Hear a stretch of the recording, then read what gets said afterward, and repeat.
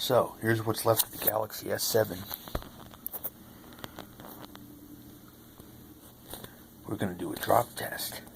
First of all, look how good that looks compared to my other phone. Okay, so here it is.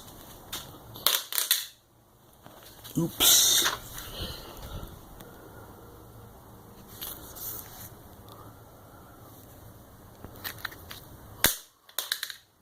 Still good.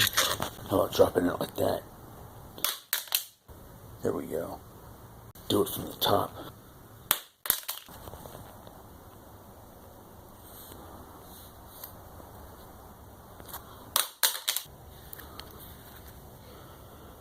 Let's put it in the vise.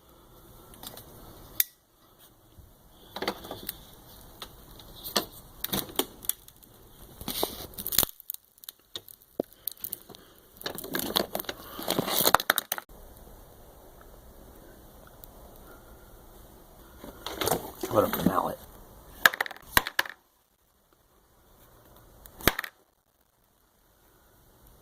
It's kind of tough.